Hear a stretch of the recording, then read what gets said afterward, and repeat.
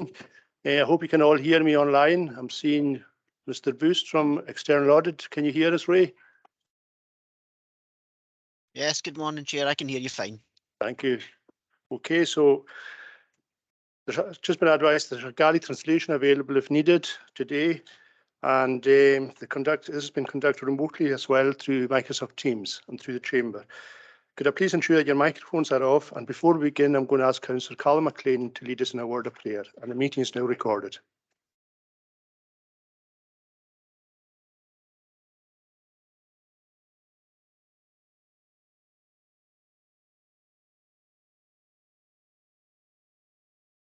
Lord our God, we give thanks again this morning that we come into your presence, because we come into a God that is of purer eyes than to behold iniquity, and we have to confess this morning that we have sinned and we have come short.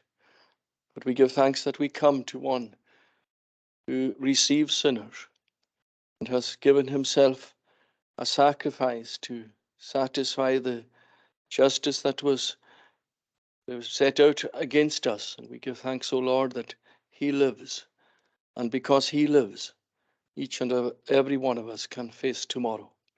We bless you, Lord, for your goodness to us and giving us a new day, giving us the health and strength of body and of mind to present ourselves here to deliberate over the matters concerning the local authority. And we ask that you would be with the chair here and the chief executive and all his staff, those who go about their duties from day to day. We ask you, Lord, that you would bless them and encourage them in the work that they are doing. And be with us who are elected members. Help us to deliberate over matters in a right way. We can so often bring ourselves into things. Self can sometimes overrule. O Eternal One, help us to look to the one who gave himself over, who denied himself, the one who created all things, became himself man. Lord, we give thanks for that wonderful sacrifice. Bless us then and bless all our families, all connected with us. Remember those who are in need today. And we think of those in our communities who are less fortunate than we are, whether it is through illness of body or of mind. We commit them to thee. Remember us at these critical times in our history. We ask you, O God, that you would help us to look to you, because we can look to ourselves and try to find out solutions. But the greatest solution and the best solution is to look to you, the God who is able to lead and help us. Bless us all then together. Keep our feet from falling and pardon all our sins. For Jesus' sake, amen. Thank you, Councillor McLean. You're all familiar now with the conduct and the code for your microphones and through the committee, so I won't go over it again, but I will remind people if I have to through the course of the meeting. Item 22 of the agenda is going to be taken in private, and I'm also going for the committee's approval to take item number 21. I'm going to bring that forward to item number 4 on the agenda. That was discussed at PNR yesterday, and it's a report by Mr. McKinnon, and it's really for risk management that is coming before this committee. So I'll bring that forward to item number 4 on the committee agenda. Now, I would like to welcome, and I'm pleased to welcome, Mr. Sandy Gomez, who's our new Chief Internal Auditor. Sandy's here in the front row. On behalf of myself and the committee, Sandy, we welcome you to this first committee, and we look forward to working with you as we go forward in the years to come. There's a lot to be done, as you've probably seen, quite a heavy workload here, and you always see that this is one of the biggest agendas we have in the council now. So it's credit to the team that was. Small team, but hard-working team. So welcome, Sandy. Okay, so we move on now to item number 1 on the agenda, which is the minute of the meeting of the 23rd June, and that's for approval. Agreed, thank you. Item 2, declaration of interest. Members are asked to declare any interest they have in the items of the agenda. It will be helpful if members expressed why they're declaring an interest in the item concerned. Members in the chamber, please do so now by pressing your microphone on or remotely through Teams by using the raise hand function. I'm not seeing any microphones on, and I'm not seeing any raised hands, so I take it there are no declarations of interest. Okay. The declaration will be repeated prior to the relevant item and you adhere to the protocol as previously indicated. So we move on now to service improvement. This is item number 3 on your agendas, best value, continuous improvement action plan. This is a report by the Chief Executive, is a biannual report previously submitted in December 2021 and details progress with the continuous improvement action plan and presents the key findings for effective challenge and scrutiny. The outcomes are highlighted in the continuous improvement action plan summary appended to the report. I'm going to ask Fiona Nape to give us a brief run through of key aspects of the report and highlight any areas of concern. But before I do, I'd like to make a comment myself on this. It concerns me slightly that there are some actions, although some of the report is good, there are some actions in this report which haven't actually been fulfilled from the previous time. So what I would like to do, Ms. Nape, if possible, is when you bring the half-yearly report to the December series, could you actually give a more detailed report highlighting the officers that are maybe haven't fulfilled? It's mainly a name and shame exercise I would like to do, because I'm conscious that there are some officers who have, you might be able to explain why yourself, have not fulfilled, and we find these reports coming back to internal audit again and again and again. So as chair, really, I just want to make sure that we are actually fulfilling and achieving what we, because it's all very well for us to take follow-up reports to internal audit and then say that okay, but then follow it through again. There's one or two on today which came up 4 or 5 years ago, which in my view have not really progressed very far. So that's really why I want this to come in a more robust report to the December series. We'll give it more time to discuss then, have the officers that you think on the report, and again, I'm hoping the Chief Executive agrees what I'm saying here, that have the officers that maybe haven't actioned, but they were supposed to have action present in the chamber on the day, and we will ask them all to give an account why they haven't actioned, or is there a reason why it hasn't been actioned? And I think, so I'll hand it over to you now, Mr. Nape, to talk us through. Sorry, Chief Executive. Thanks, Chair. Just to comment on that, it is of course absolutely right, particularly now as the COVID period ends and we move back to normal workload, that it's a very good time to assess whether these actions have been completed. If they haven't, why? There will be internal reasons for that. Perhaps there will be external reasons. But I think it's right that the committee hears in sufficient detail as to the reasons why, and these may be very good reasons or they may not, that the actions haven't been completed. Some of it will be due to COVID, some of it won't. I think that detail is exactly what the committee needs as we move into the post-COVID back to normal business. So I think that's appropriate. Yeah. It will be services rather than individual officers, of course. Yeah. Councillor Murray, and then I'm going to ask Ms. Nape to. You want to come in before I ask Ms. Nape to talk to the report? Or? Yes, Chair. I'm just a bit uncomfortable with the comments about naming and shaming. I don't think that's appropriate. Well, it's services really. It's just to find out, because there are certain areas that have not progressed to my own liking, you know, that I would like to see the progression, and that's why I want to get satisfaction myself as chair of the committee that we are moving in the right direction of things. I think I could agree with you, but I think the naming and shaming is not appropriate. Just for the avoidance of doubt, the services, services are accountable. Yeah. Okay, Ms. Nape.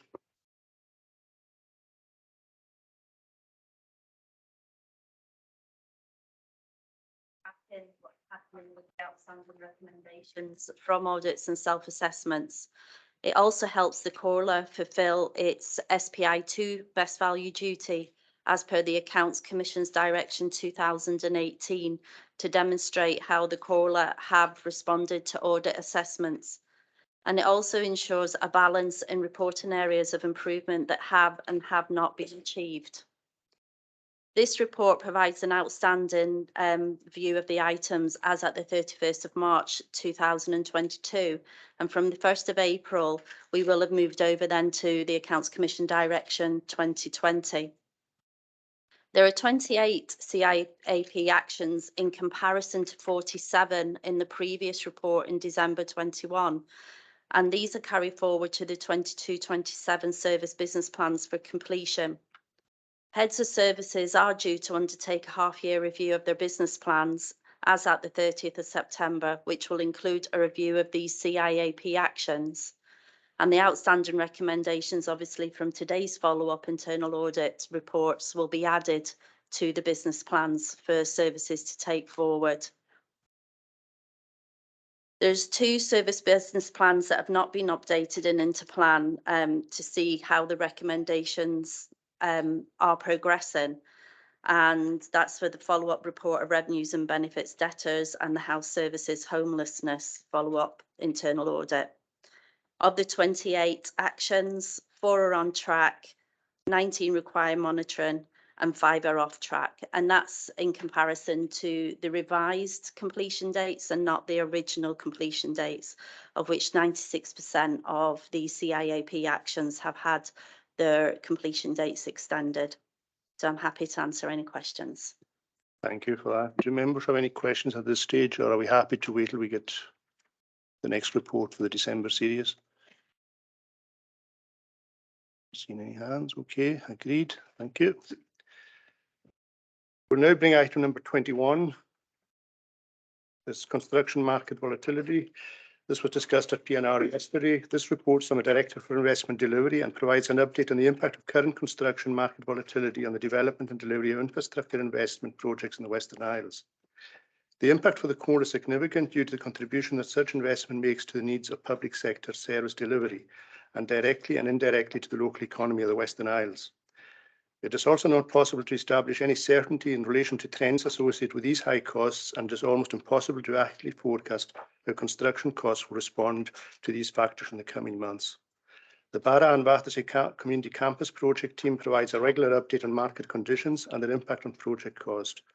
An extract for the July 2022 report by Thomson Gray, project cost consultant, is included for information as Appendix 1 to the report. The Scottish Heads of Property Services Forum also receives regular update reports on Faithful plus Gould, and a copy of the May 22 presentation is included as Appendix 2 to the report. And as I said, this item was considered in detail at Policy and Resources yesterday, where the recommendations were agreed. But I'll ask Mr McKinnon to speak on the risk element to this committee. Mr McKinnon. Thank you very much, Chair. As you say, the report was considered by Policy and Resources yesterday afternoon. And I see that most of the, if not all of the committee here today were at that meeting yesterday, so I won't go into that same level of detail.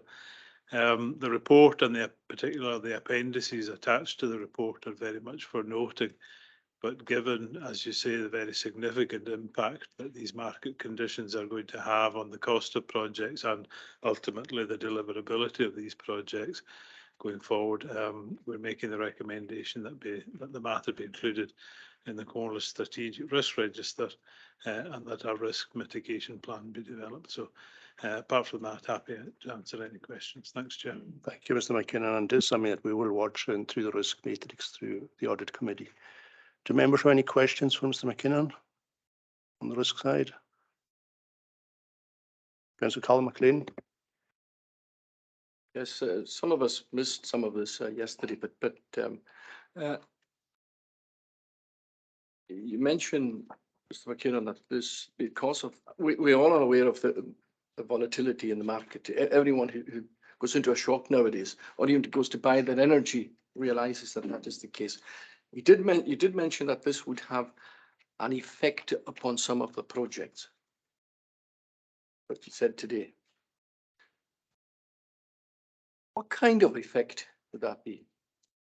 Mr McKinnon. I would draw the distinction firstly, and it's very important to draw this distinction between those projects that are currently under construction, whereby we are now in a contract with the contractor, and draw a distinction between those projects and those projects that are currently in development. In the case of the former category of projects, the risks associated with cost and programme, sourcing of materials, sourcing of supply chain subcontractors, such like, all of that has been passed to the contractor, and it is the contractor's responsibility to manage that risk through to completion. The latter category of projects where we are currently still developing the project, and you mentioned, Chair, the Barra project, that is one that fits into the latter category, where the risk associated with cost very much still remains with ourselves, and we are not able to allocate that risk onto somebody else being the contractor until we've concluded a contract with them. So that's it's important to recognise that those two distinctions. The bottom line is that the sooner that we can get to a point where we have reached what's called financial close and that risk is passed over to the contractor, the better. Not only does it give us cost certainty at that time, but it also means that the risk is managed by those best placed to manage it. Do you want to come back, Councillor McLean? Thanks. That's good clarification because it does look at that the projects that are in the phase of developing at the present time, because many of us are hearing rumours to the effect that almost the costs are double what they were before, and that is significant, and that is significant for any council to bear that cost. So is there a time in which you would have to say, we have to look at this seriously and say I'm trying to be what mitigation circumstances that we can put in, or what can we do about certain of the projects that we're intending to develop? Mr. McKinnon, I don't know if you can answer that one. I think the time is now. Because I had suggested, although it's not set out in the report, I had set out a number of points. I talked yesterday at committee about a number of points which I think are the key elements of a risk mitigation plan, and if you want I can go through some of those just now for those who weren't at the meeting. But the first of those really is for those delivery teams who are currently working on projects that are in that second category where we haven't agreed a contract with a contractor. We've really got to look at the sufficiency of the cost plans that exist at the moment to ensure that market conditions have been taken account of, and make sure that projects that we thought were going to cost, say, £10 million are still going to cost £10 million, that I can assure you they're not going to, and we've got to look at how those cost plans marry up against the budgets that exist. The second thing is that in the council's consideration of the capital programme for the next 5 years, we will have to realise that not only is funding for the next 5 years going to be very, very tight, but that costs are going to be that much higher for the next 5 years as well. So that therefore the bang for buck that we're going to get in the next capital programme is going to be significantly reduced for a couple of reasons. We also have to think about the procurement routes that we're using. As you'll be aware, a lot of the major projects that we've undertaken in the last few years has been through national procurement frameworks, and I think we will continue to look at those as options to deliver best value and deliverability. And one of the big advantages of having big projects like that delivered through that route is that you get the contractor on board sooner rather than later. There's still the risk until the contract is concluded with that contractor, the risk still lies with us, but we have a greater degree of certainty around buildability and costs and stuff like that at the earlier stages of the project, rather than only approaching the construction market later on in the procurement route. Another aspect we could look at is better engagement with the local supply chain.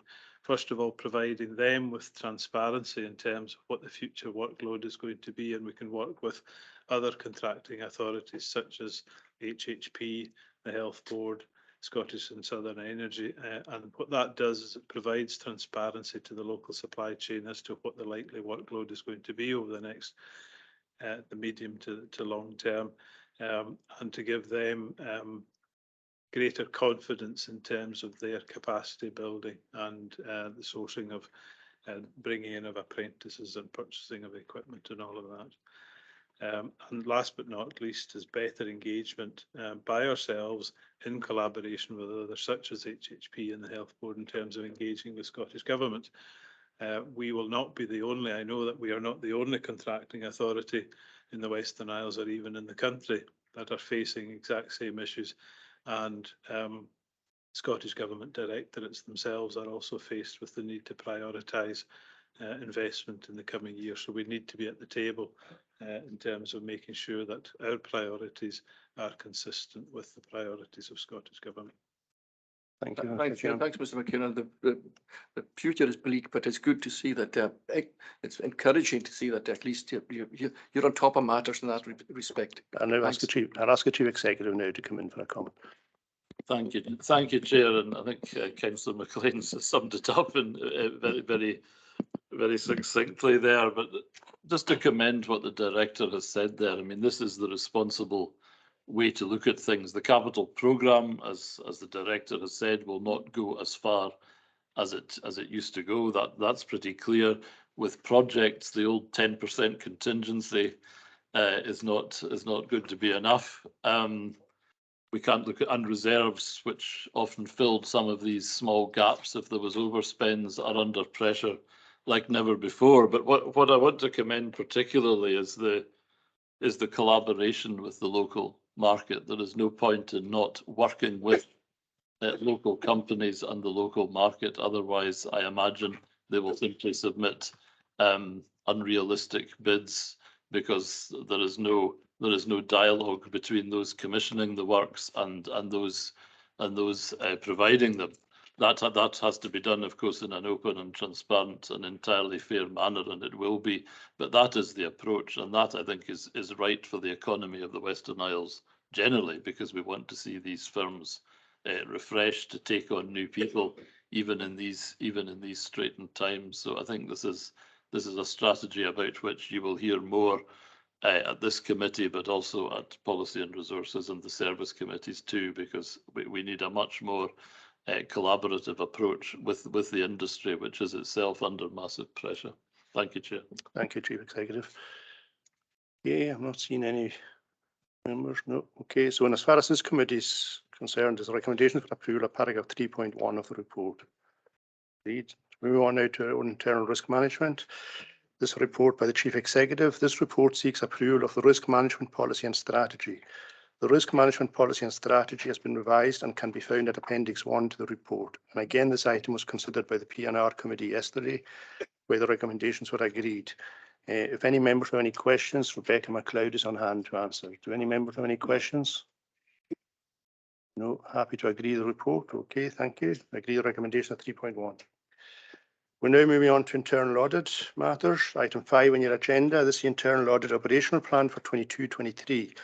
This report is by Mr. Gomez as Chief Internal Auditor and seeks approval of the amended internal audit operational plan covering period 22-23. And now ask Mr. Gomez. Welcome, Mr. Gomez. Thanks, Chair. Yes, this report is to seek approval for the operational plan for 22-23.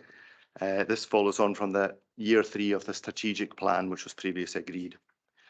So there have been delays, obviously, due to staff absences to date and going forward, but the plan is appended to the report and takes account of these vacancies and challenges that we've had in the department. So happy to take any questions. Thank you, Mr. Gomez. It's a good plan. I'm not seeing any. And again, we will review the plan going forward. If there is any that does need to be brought forward, we'll address that. Okay. Members agree the recommendation of 3.1. We move on now to Internal Audit Progress Report 22-23. And again, this is by the Chief Internal Auditor. This report summarises internal audit activity within the COLA for the period covering 1st April to 6th September 2022. The activity has been based on the approved strategic audit plan for the 3 years to 31st March 2023 and the revised operational internal audit plan for 22-23. Again, Mr. Gomez will speak to this report. Thanks, Chair. Yes, this report is just to give a progress report on internal audit to date. So there are reports before you today as part of the agenda, which come from both the 21-22 plan as well as the 22-23 plan we just looked at. If I draw your attention to 3.1, there are 3 reviews currently in progress. And at 3.2, there is also 1 active investigation and 1 that was passed directly to Police Scotland, which is also currently ongoing. There is an appendix to the report which shows a snapshot of where we are to date with the plan we previously looked at in the previous report, and it just shows a snapshot of where we are with everything and the plan for the rest of the year. So in conclusion, there are challenges and they have been up to date and continue to be going forward. And we will look at that as on an ongoing basis. Thank you. Thank Happy you. to take any questions. Thank you, Mr. Gomez. Member for any questions? No. Happy to agree. The approval of the 2023 operational plan. Okay. We now move on to internal audit, completed reviews. There are 6 items on the agenda which relate to the final reports as part of the operational audit plans for 2021-22 and 22-23. Now, before I ask Mrs. Macaulay to speak to these, some of these are obviously dated because of the time we were without our chief internal auditor, and things have moved on a wee bit. So I'm going to ask Mrs. Macaulay, when she is speaking, to take the operational plan into context as well. So some have moved on. So if you could advise us as we go through the reports of where we are at the current time. I know some will come back, but I know things have progressed since these reports were produced. So the first one we have is item 7 on the agenda. It's housing benefits and council tax. This is a final report in relation to housing benefits and council tax. Housing benefit is a means-tested state benefit that helps some people who are on low incomes pay their rent. Council tax reduction is a Scottish scheme which assists people who are on low incomes by reducing their council tax. So Chrissy Macaulay is going to speak to the report. Chrissy. Thank you, Chair. If I can get members to look at page 4. Just a couple of recommendations, mostly housekeeping. And this was one of the reports from last year. So nothing of management concern in this report at all. Okay, thank you very much. Thank you. And again, you have Jenny McLeod's online. If any members do have any questions. No questions on the report. Okay. Agreed to note the report. Agreed. Item number 8 now is insurance. This is the final report in respect of insurance. The Cornwall Insurance Services provide comprehensive insurance cover for all Cornwall employees' property and operations. And again, Mrs. Chrissy Macaulay will address the audit findings, and Donella Brown is available for any questions if necessary. Thank you, Chair. If I can get members again to look at page 5, 4 recommendations and our action plan on page 10. So nothing again in this report, and I'd like to the receipt for the employer's liability that went out to all officers on the 30th of March. So again, straightforward report, and this belongs to 21-22. Thank you, Chair. Thank you, Mrs. Macaulay. Members agree to note the report. Thank you. We're now on to number 9 on the agenda, payroll and expenses. This is the final report in relation to payroll and expenses. The payroll section administers 9 payrolls, including 2 externally. The payroll section is responsible for processing salaries, calculating deductions, processing uploads, and ensuring that the service complies with all relevant statutory rules and regulations. And again, Mrs. Macaulay is going to address the audit findings, and Catherine Smith is available for any questions if needed. Mrs. Macaulay. Thank you, Chair. If I can get members to look at page 3 at the top of the page there, it's just, we'd like to commend the payroll section for the work they undertook during the pandemic, and when they had to take, they had to pay 749 staff with the pandemic COVID bonuses, and this was over and above the work that they normally undertake. And on page 5, the recommendations we've highlighted 2 as red, and there's some major issue that's been coming through in previous reviews during the payroll audits. It's the late submission of FIN2 forms. This is the root cause of the majority of overpayments we have highlighted. And FIN forms are issued by line managers when an employee leaves the Corla and they're not reaching payroll in the right time scale to allow staff to process correctly. And again, page 17 and 18 is just a housekeeping issue with exit interviews. We found that they're not being completed by line managers when staff leave. So all our recommendations have been accepted, and any questions? Thank you, Ms. Macaulay. Obviously, when I see a red or reds coming before me, it sets alarm bells. And I always ask that these reports come back again, you know, more on a more regular basis. So I would like, before I open this up for I would like to see a follow-up report in February if possible of this one with progress. I do have concerns myself about some of the exit interviews.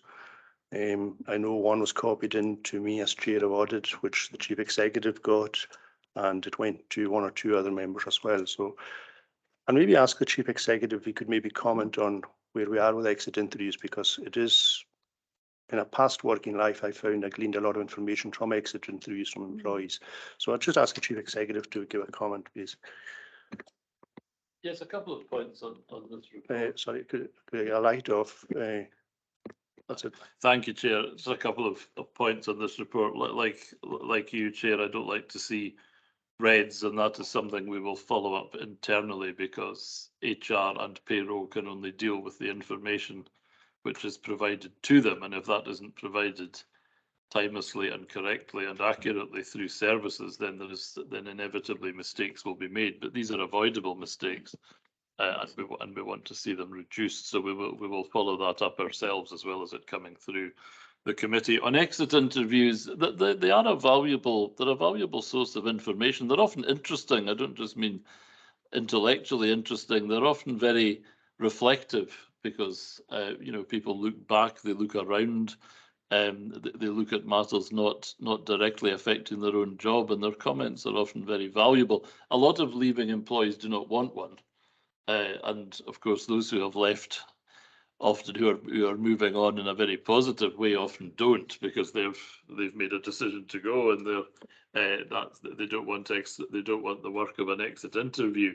So it'll never be a complete picture. But the point is, what do we do with the ones that we have? Are we just putting them in a file, or are we following up the points that are made? And I think that's not necessarily work for internal audit, although it would be interesting to audit the action taken following the receipt of exit interviews. And I'll have a word. I'll speak to the chief internal auditor about whether that's possible or feasible. But certainly, there should be evidence that we are paying attention to these. I know that we are in many cases, and also distinguishing between factors that are external, like pay, and factors that are internal, like any barriers to people carrying out their job, or any unhappiness in how they're doing it. We want to know about all of these things, but we need to distinguish between the external environment and the internal environment. Thank you for that, Chief Executive. Members have any other ones? Councillor Ray Mackenzie. Thank you, Chairman. I think this has been raised in the past. It's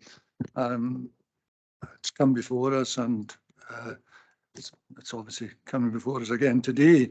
The question of these forms and payments being made to staff who are no longer in the pay of the Corla. So I don't know.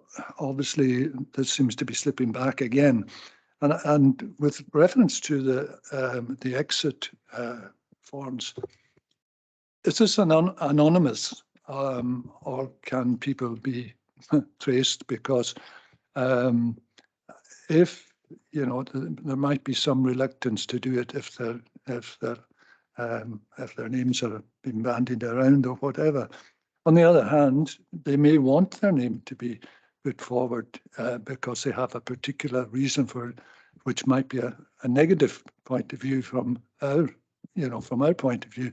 It might be negative, but it's something that we should know. What's gone wrong? Why are these people leaving? And there has been a lot of people in senior positions that have left in very recent times. And, it's if they don't put in an exit form, and it's up to them, I know, then how are we to know what the problem is? So I don't know what the situation is now, or has it changed, but it has happened before that we haven't had all the information. Thank you, Councillor McKenzie. Before I ask the Chief Executive to come in on your first point on the Fin forums, you're correct. This is something that has come. We've had this since I took over as chair of audit. This has kept coming back, and this is one of the reasons why I've asked in an earlier report that Mrs. Nate brings a more detailed report to the December series. Things like that will get picked up, and we'll have the people responsible to tell us why maybe this is happening. There's bound to be an explanation for it. And if we get them before us we will get an explanation for that. On the exit interviews, I'll ask the Chief Executive to come back and answer that. Yes, thanks, Chair. I mean, just on payroll, I imagine there is just on the part of some assumption that HR and payroll mystically know that employees are leaving or their conditions have changed, and that the manager doesn't need to complete that paperwork. And obviously that's wrong. There's sometimes just assumptions that people know things they don't know. On exit interviews, they're not anonymous, of course, because they are a physical interview. It is the person leaving, talking to someone about why they're leaving. I should say most of them are very positive. And if you look at the results from the exit interviews, and these have gone to Human Resources Subcommittee on a number of occasions, 2/3 will say the Corla is an excellent or very good place to work. Most of them are extremely positive, and most people move on for positive reasons. And we must remember that there's a lot of, Mr. Mackenzie mentioned that there are a lot of senior managers who have left. These have all been retirements as part of an agreed restructuring. But it's important that we know the good as well, the bad as well as the good, I should say, because sometimes people's experience, they don't talk about it at the time, which is a pity, but when they leave, they might tell us things that it would be useful for us to know. So I think the committee and Human Resources Subcommittee should always pay a good attention to the reasons why people are leaving. These are summarised anonymously, of course, but they are broken down by department, if I remember rightly. And that information is very relevant to us as managers of a large organisation and for you in your audit and scrutiny function. So these reports come up from time to time. I can't remember how often. Mrs. MacDonald will confirm whether it's annually or more than that, but they're an interesting read, and we should give them some time and consideration. Thank you, Chief Executive. I'll ask Mrs. MacDonald, do you want to come in and? Yes, just to confirm that the exit interviews are now actually not done in person. They're completed online on a survey. They are done on a voluntary basis, so not all employees choose to do them. The information is available to managers upon request. Historically, it was shared with managers on a quarterly basis. It is still reviewed on a regular ongoing basis, and if comments are made, then they're forwarded to the directors and managers of the service. They are reported annually. With feedback, we provide reasons for leaving, for example, if somebody's resigned or retired. So there is a wealth of information available upon request. Thanks for that. Thank you. Councillor Mackenzie, do you want to come back in? Or? Yeah.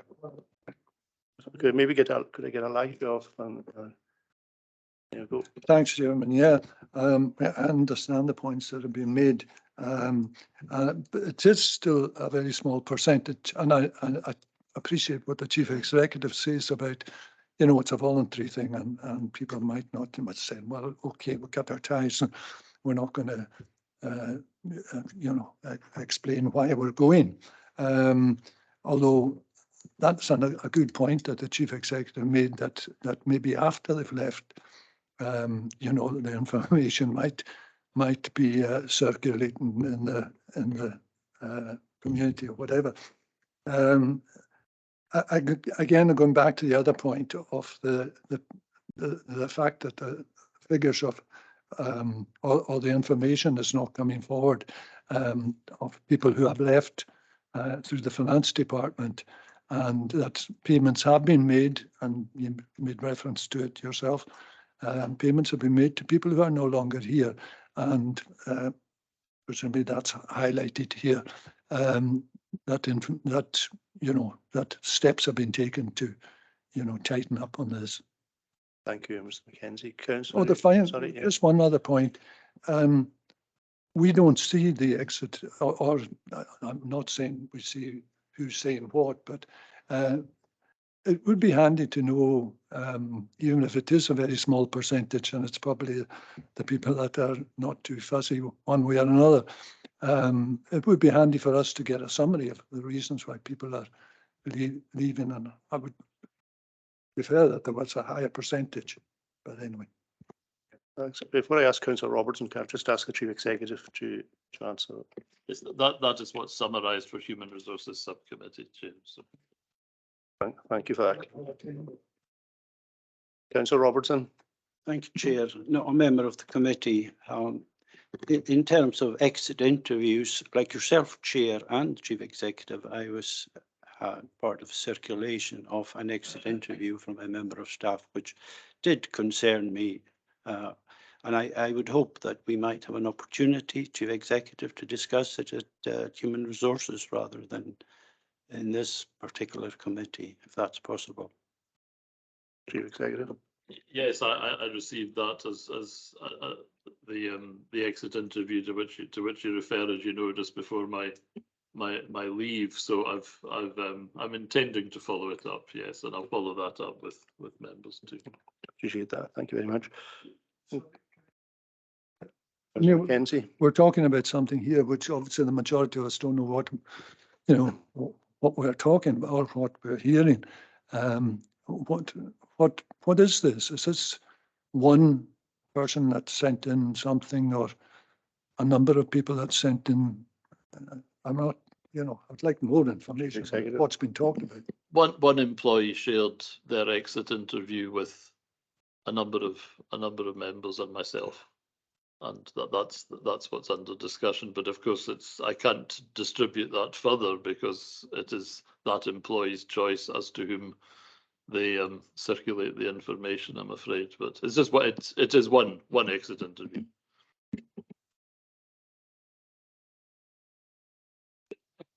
I didn't put your light on, Councillor Mackenzie, with that comment, so I haven't been.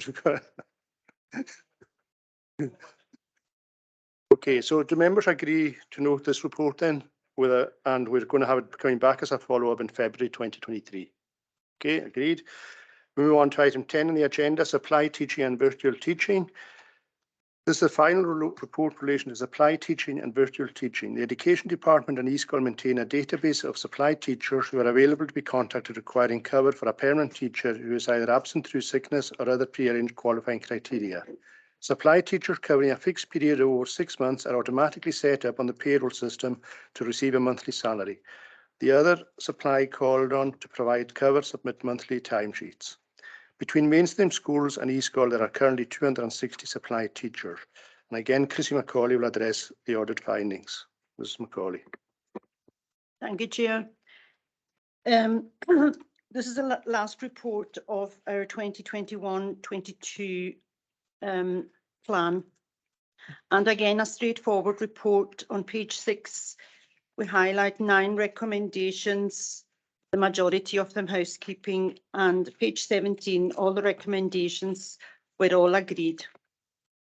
Thank you, Chair. Thank you, Ms. Macaulay. Straightforward report there. Did members agree the report? Agreed, thank you. Well, is that for you, Marian's waiting at the door. Oh, yeah. We move on now to item number 11. Sorry, Councillor McLean. I know my flashing light has been bad this last couple of days, but I didn't think I was totally. I was distracted. That's what it was. I was a message to the Chief Executive. Oh, Chair. Okay, Councillor McLean. Thank you for.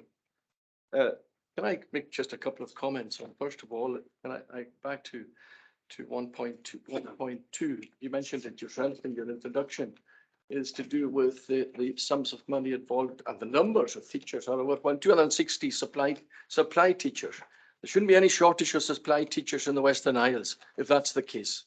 But I know there are circumstances behind that, and I'm sure Ms. Macaulay would enlighten us on that. But the other one that I'm trying in that is the sum of 544,000 that's paid for mainstream supply workers.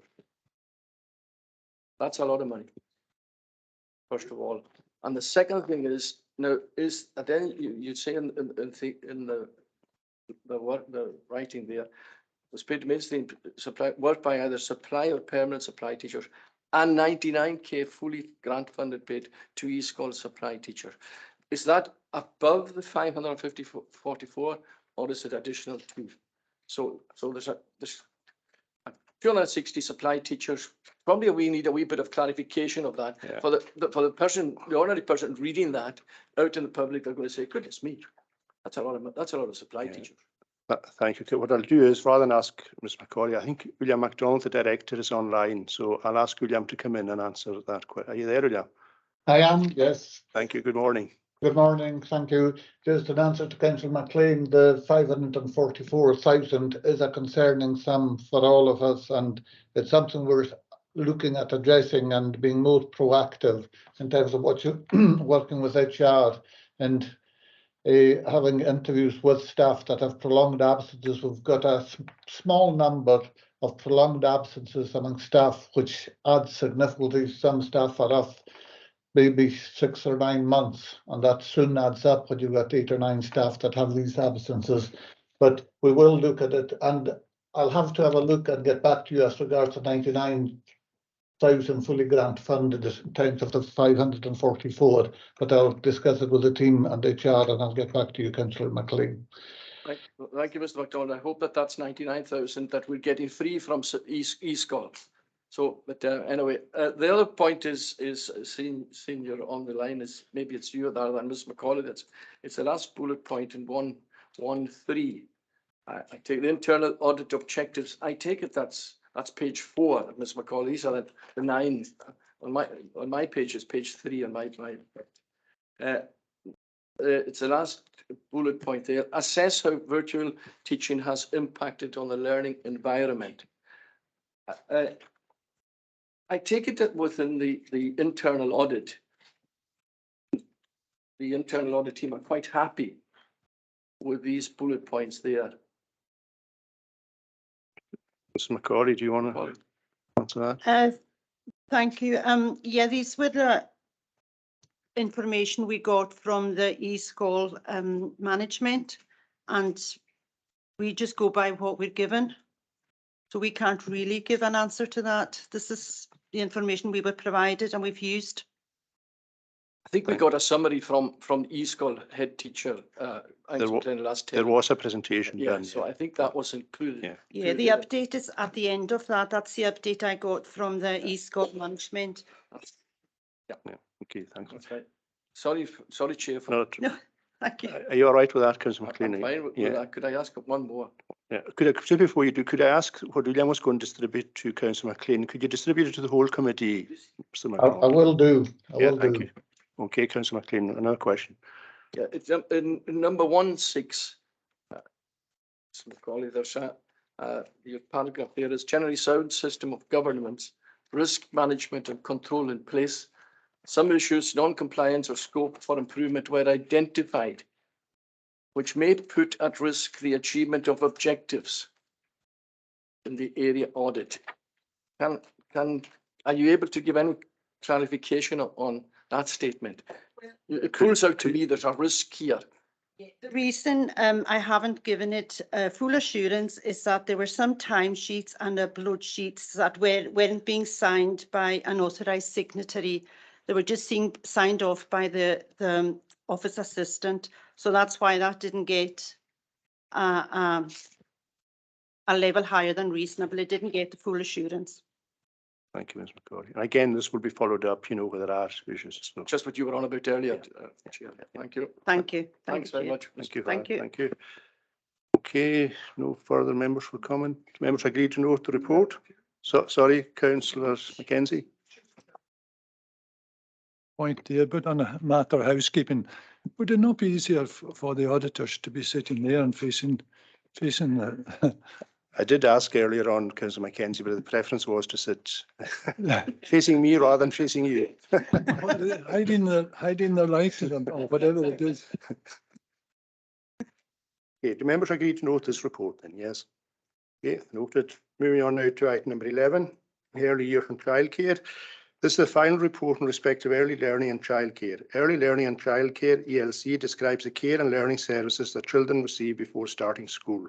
And again, Mrs. Macaulay will address the audit findings, and Mr. MacDonald is present also to answer any questions. Thank you, Chair. I'd like to point out that this service has been without a permanent service manager for over a year, and credit should be given to the staff who stepped in to cover this service. A service manager was appointed in May 2022, which coincided with a review, so we're able to look at areas together and work together. So on page 6, there's 17 recommendations. A lot of them housekeeping and generally updating a lot of work that had fallen by the wayside. And on page 25 onwards, all our recommendations and have all been agreed and implementation dates given. Thank you, Ms. Thank you, Macaulay. Chair. I think given that the implementation dates are a wee bit further on in the calendar year, I think I would like to see this one coming back in February next year, Okay, thank you, if Chair. possible. Okay, do members have any? No further questions. Agreed to note the report. Noted. Thank you. Item 12 on the agenda. Education maintenance allowance. This is the final report in relation to education maintenance allowance. The education maintenance allowance EMA is a means tested financial support package of up to £1,560 each year to encourage and support young people from low income households to remain in non-advanced compulsory education. Excuse me.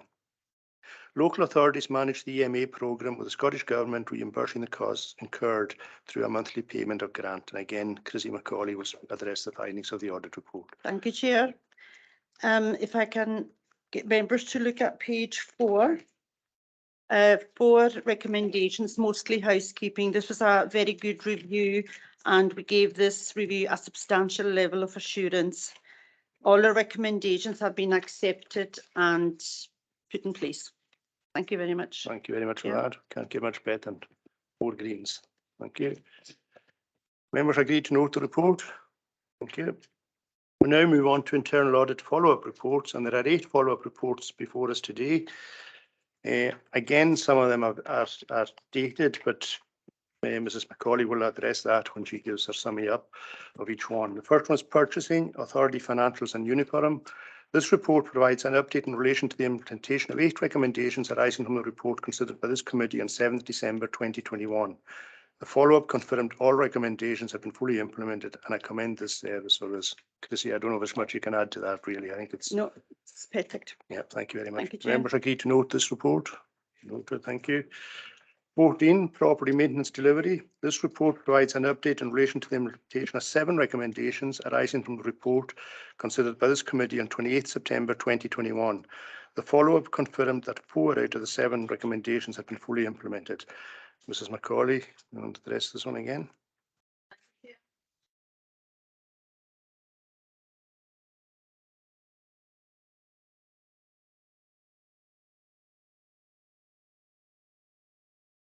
Be implemented in October 2022 or monitored if they're ongoing. That's fine. Thank you, Chair. Thank you, Chrissy. Thank you. Members agreed to note the report. Thank you. Item number 15 on the roads maintenance. This report provides an update in relation to the implementation of 14 recommendations arising from the report, which was considered by this committee on the 28th of September 2021. The follow-up confirmed that 11 out of the 14 recommendations have been fully implemented. And again, Mrs. Macaulay, I'll speak to this report. Thank you, Chair. 14 recommendations, 11 fully implemented. The remainder are ongoing monitoring or will be implemented in October 2022. Thank you, Chair. Again, I don't think there's much more we can add to that at this stage. Members agreed to note the Councillor Mackenzie. Just the one about the surface dressing plant. I may have missed it. What's the current situation? In regards to surface dressing or the plant? The plant. Yeah. That's something I don't know if I think Colin McKeever might be present. Is he online? No. Could we maybe get somebody to answer out with committee to Councillor Mackenzie, and circulate to the committee that in answer to that question? Okay, you happy with that, Councillor Mackenzie? Have we circulated with committee? Yeah, thank you. Okay, members agreed to note the report. Agreed. Item 16 is leader. This report provides an update in relation to the implementation of 4 recommendations arising from the report considered by this committee on 7th December 2021. The follow-up confirmed that all recommendations have been fully implemented, and again I commend this service for this. And Chrissy, I don't think there's much we can add to that really. It's all fully implemented. Do you want just? That's fine. All recommendations accepted and implemented. Very good report. But congratulate Kathleen and her team on that. It's good. So members agreed to note this report. We're on to 17, recycling and waste. This report provides an update in relation to the implementation of 15 recommendations arising from the report considered by this committee on 28th September 2021. The follow-up confirmed that 13 out of the 15 recommendations had been fully implemented. Again, Chrissy McCauley will speak to this report. Chrissy. Thank you, Chair. Page 3 and 4, 15 recommendations, all fully implemented, with the exception of 2. And I've been informed that the rollout of the bins is ongoing this month. And there's also the zero waste officer is going to HR sub this month. So all happy fully, with that report. all fully Thank implemented you. there as well. Yeah, good report. Okay, thank you. Members agree, note the report. Thank you. We move on to item number 18, libraries. This report provides an update in relation to the implementation of 14 recommendations arising from the report considered by this committee on the 28th of September 2021. The follow-up confirmed that only 8 of the 14 recommendations had been fully implemented. This one personally causes a bit of concern to me, and I'm going to, before I ask Mr. McCauley to speak to it, I'm going to recommend that a progress report is brought to each future meeting of this committee to make sure that progress is maintained on this. So if we could implement that. So Mr. McCauley. Thank you, Chair. We made 14 recommendations from this review in August 2021. 8 have been fully implemented and 6 still outstanding. Of these 6, there are 4 that have had no progress against them. And the action plan is ongoing. And I believe our report went to the June series of education with 3 recommendations for the Coroner to consider. Not sure what the progress of this is, but I think it's relative to the internal audit review. Thank you. Any questions? Yeah, I'll ask the Chief Executive maybe to come in just now. Thank you, Chair. I mean, it's, as members are aware, that the management of the library service has transferred from the former Communities Department to Education and Children's Services. And one of the reasons for that was to recognise that the budget within communities, which was continually reduced for obvious reasons, was insufficient to provide what was previously regarded and what probably everyone in this room would regard as a full library service. Education and Children's Services will be looking not just about how the school library and the public library service are fully integrated, but I think the Corlin knows that it is time to review what we are able to provide, how we provide it, and have a good look at the library service and then resource it properly. You know, we have been here before with heritage, for example. We have set up what we want to do and then not actually resourced it. So some time will have to be given for that process to work. And I think that explains why some of these recommendations have probably not progressed, but we have changed it. We have taken a decision. You have taken a decision, you know, to have the library managed through Education and Children's Services, and the director and I are working on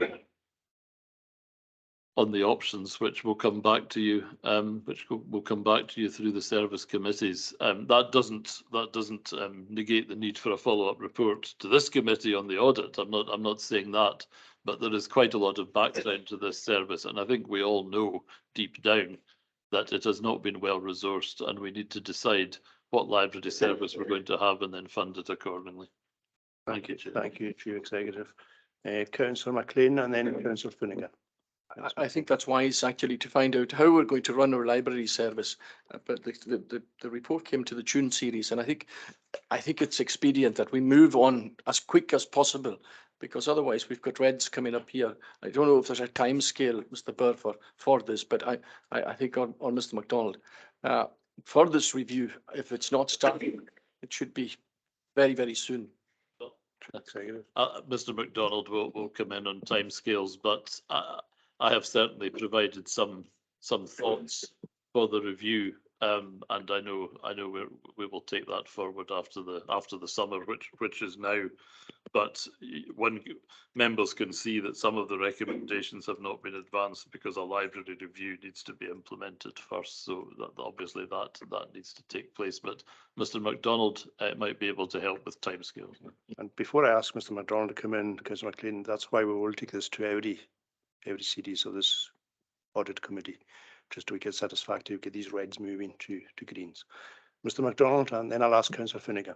Thank you, Chair. I'm very keen to work with members on this one, and I'm going to liaise with Mr. Mackay next week in terms of establishing the member officer working group to look at how we're going to evolve and work with libraries. And this was part of the transformational change programme that we would like to extend hours in libraries and look at how we deploy our staff so that we can have maybe a public service point so that people can access libraries. And I think the way that people use libraries is now different as to what it was 10 years ago. We want more young people to be involved in coming into libraries, even through internet points. So there's a number of things we need to consider as we progress this agenda. It's not just looking at the library service we've also linked up, or just an initial link up with Shetland, who I'm told have a very good library service, just to see what the work being done in Shetland is and to see if we can replicate it in our own libraries. So we will look at all these things with the member officer working group. Hopefully we'll meet as soon as Mr. Mackay and I can set up a meeting, hopefully in the next month or so, and then we'll set realistic timescales. There are also some potential significant staff changes coming within the library service, and we'll take all these things together and have a plan to move forward with the library service. Thank you, Mr. MacDonald. Councillor Finnegan. Thanks, Chair. Not a member of your committee, obviously as Chair of Education. I met with the manager of the library service a couple of weeks ago, and she sent me through the review. And as you know, in June we put together the MALG, and I spoke to Derek last night about getting a date for the MALG immediately. So we'll work with officers and crack on with that and come up with something. And yeah, it's good that the follow-up report's coming through so that it's pushing us along and helping us with momentum on the thing. So we know a lot of work's got to be done, and a lot of thought has got to be put into this, and we want to do it properly. So we'll crack on now. Thanks. Thank you, Councillor Finnegan. Thank you. Councillor Mackenzie. Yeah, I'm very pleased to hear that, and everybody's wanting to crack on with this. It's certainly a service that's been run down.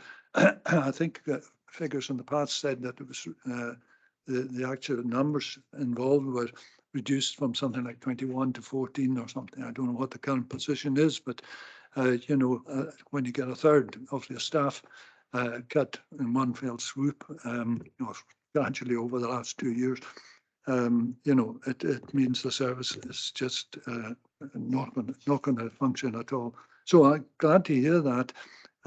There's no doubt about it that, especially with the current circumstances in the country, and that libraries, will be of great demand for people to go into and, should I say, keep warm, apart from anything, reading books. So yeah, there's definitely a big requirement in the community for these libraries to be functional as long as possible, for as many days as possible. Thank you for these comments, Councillor Mackenzie. So do members agree to note the report? Agreed, thank you. Item 19 on your agenda, Social Work Information System. This report provides an update in relation to the implementation of 16 recommendations arising from the report considered by this committee on 22nd June 2021. The follow-up confirmed that 7 out of the 16 recommendations had been fully implemented. And again, Mrs. Chrissy McCauley will speak to this report. Thank you, Chair. Yes, I've got nothing else to add to that, apart from what you've said. It's ongoing, and the rest of the recommendations will be implemented in November. Thank you, Chair. And again, this one will come back. Yeah. As a thank you. Okay, do members agree to note the report? Thank you. Item 20 on your agenda, short-term assessment and reablement. This report provides an update in relation to the implementation of 4 recommendations arising from the report considered by this committee on 22nd of June 2021. The follow-up confirmed that 2 out of the 4 recommendations have been fully implemented. And again, Mrs. Chrissy McCauley will speak to this report. Thank you, Chair. Yeah, 4 recommendations in the original review and 2 implemented, and progress will be updated in December 22. Thank you, Chair. Thank you. Again, members agreed to note this report. Thank you. Before we go into private, we want to performance monitoring, item 23, reports outstanding. And again, these are just for noting. Noted. Okay, so we'll go into private now.